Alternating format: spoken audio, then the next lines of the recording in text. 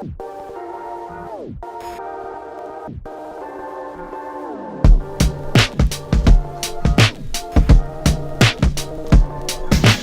love it when teachers pop in and ask questions. Like me. This is Mandolyn Browning, our theater teacher at Aztec High, and she popped in the other day to ask me a really cool question. Very cool. Wait till you hear it. So I've been wanting a way to track the way that I utilize students' accommodations for their IEPs in my classroom. And so I wanted a Google form that I could easily select my class and have a drop-down menu of all my students' names. I could select the student and then say what I did for them that day. So I dropped everything as soon as she said it was about forms because I'm such a forms nerd. I truly believe that if you don't think you're a nerd yet, try forms out. Forms will bring out the nerd in everyone. It brought out the nerd in me. So let's get to it. Mandolyn wants a branching Google form. Branching form can look complicated in the background on the editor's view, but it's so much fun and it feels simple on the front end. Mandolyn wants 3 questions to be asked of her when she's filling out her own log. Boom, boom, boom. So I'm going to hit the pencil to show you what's behind the respondent's view.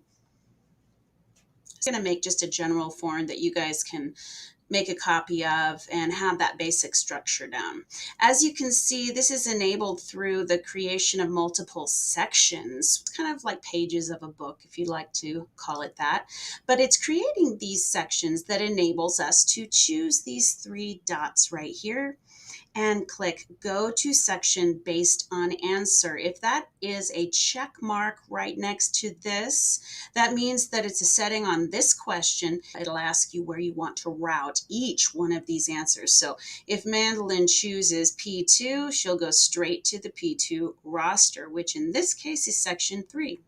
Here's Section 2, here's Section 3. Each one of these sections is going to correspond to a period. So I've got period 4, and I need period 5, 6, and 7. So here's a quick way to duplicate a section that's already there.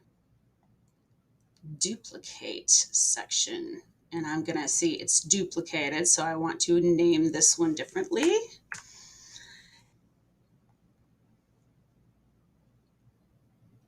There it is, the duplicate, P6, and 3 dots again. Man, I love those 3 dots. They are amazing. Okay, she's going to change the type of question here to drop down. Here's Mandolyn to show you how to dump in her roster. When I'm ready to select which students I'm going to populate my question with, all I need to do is go up to my PowerSchool. Here I have a list of all my students. I'm just going to copy all of them. So highlight everybody and copy them. And then I don't need to paste them all individually. I can just go to this option 1, right click, and paste. Now you will notice that some of them come with medical alert icon, and if they were absent in the day that I have selected, then their absent shows up as a student and the comment. But it's really easy to just go through and delete those things that aren't actually students. Here's another absent, here's another comment. And then all I need to do is click and get rid of the medical icon. Now on some of these, if they do have IEPs, I do leave the special education tag next to their name, just so that I have that visual reminder of who I should be looking at those accommodations for. So if I wanted to go see what that looks like, select a student from the options below, and I can choose whichever student I want.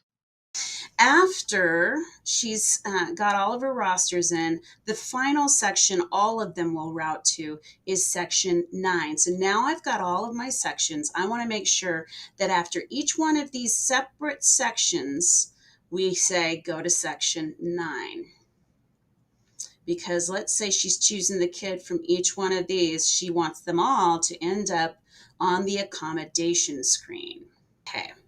Now it's this one right up here that was the master map. So I'm going to show you really quick. Once I choose P1, that is the next section. P1 is the next section. So I'm going to leave that as is. Now look here in the parentheses, it's going to tell me, yay, I don't have to keep scrolling down to see what the section number is for the P number because they aren't going to match from this point on. Section 3 is for P2 roster. What about if I chose P3? I'm going to go to the P3 roster. In this case, it's section 4. If I answer P4, I'm going to go to section 5, which is going to be where my P4 roster is. As you can see, these parentheses really, really help.